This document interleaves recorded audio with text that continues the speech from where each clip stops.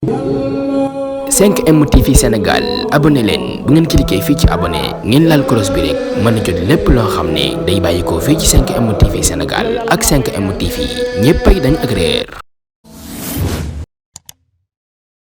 histoire bii ma lay nettali jàpp ko bu baax a baax benn waaye ngi nii bu tudd Nuux nag nekkoon ku bari alal lool waaye tamit jikkoom rafet lool.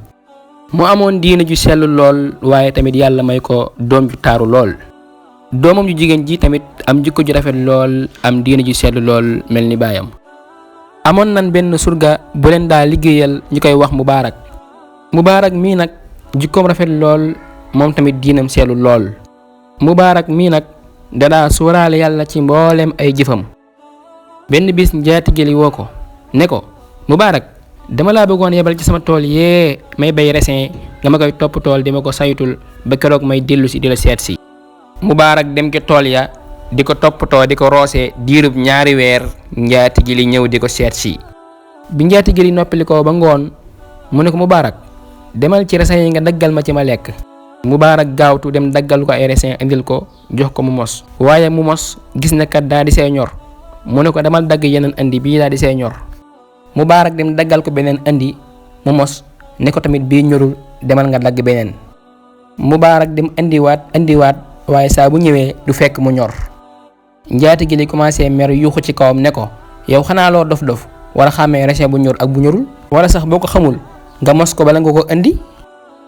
Mubaarak ne ko wallaahi ba nga ma fi yebalee ba tey mosuma ciy lekk benn doomu raisin ndax yebaloo ma fi pour ma ciy lekk waaye dama nga fee yebal pour ma la koy gàrdeel te it ñàkk lekk gi ma ci ñàkk lekk nekkul ne dama laa ragal waaye suñu borom subhanahu wa taala mi ma digal ak ragal yàlla moom rek laa ci xool nag.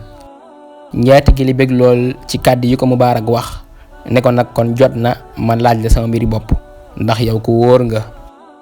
njaatige gi ne ko xam nga ne sama doom ju jigéen ji bari na ay borom alal yu ñëw di ko ñaan si ma bëggoon na nga conseillé ma ci kan laa ko war a may. Mubaarak ne ko waa jaahili de daan maye seeni doom ngir askan wala aw turu kawe. yahuud yi daan maye seen doom ngir alal. nasaraan yi daan maye seen doom ngir taar. jamono yonent bi sallallahu alayhi wa sallam daan maye seen doom ngir diina ak jikko ju rafet waaye jamono ji nit dee maye doomam ngir askan wu kawe wala aw tur wu kawe. te it képp ku nirul aw nit yaag mooma yam. ci la njaatige li bëggee na ko man de dégg naa say kàddu te it doy na ma lool.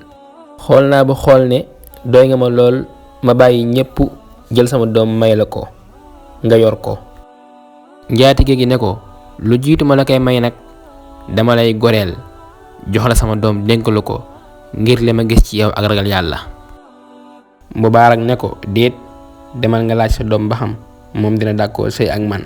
njaatige gi ne ko waaw dinaa ko laaj. njaatige gi laaj doomam ne ko dama laa bëggoon may Mubaarak.